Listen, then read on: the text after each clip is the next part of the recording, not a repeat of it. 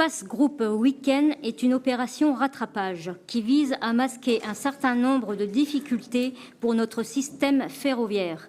Multiplication des retards, annulation à répétition, dégradation de la qualité de service et insécurité. Vous le faites d'ailleurs hâtivement et vous n'êtes pas en mesure de nous apporter des réponses et des éléments pourtant essentiels. Vous évoquez sur les trains à forte affluence un système de limitation sans évoquer le moindre chiffre.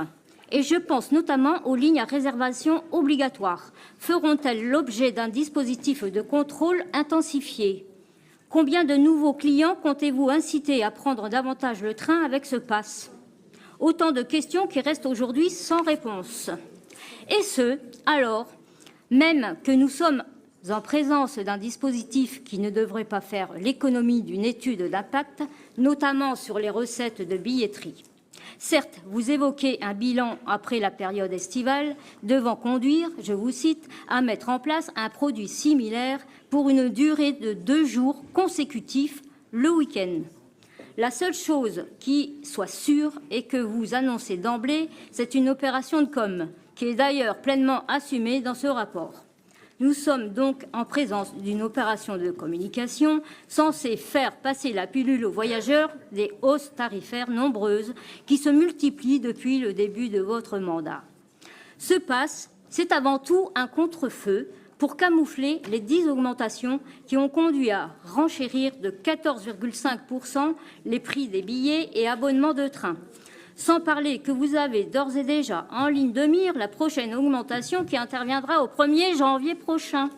Force est de constater que vous persistez dans le déni de réalité en affirmant que l'offre régionale serait aujourd'hui attractive auprès des occasionnels. Vous n'êtes pourtant pas sans savoir que la région la plus chère de France, selon l'association de consommateurs CCLV, c'est la région Grand Est.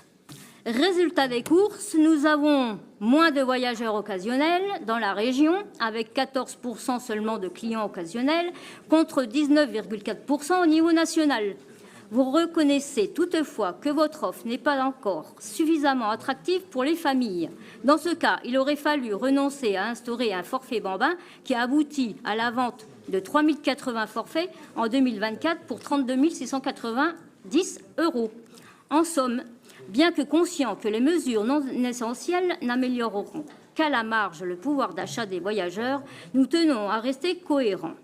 Parce que nous considérons, comme l'ensemble des usagers, que vos tarifs sont excessifs, nous ne pouvons que voter pour la création de ce pass, sans pour autant être dupes. Merci.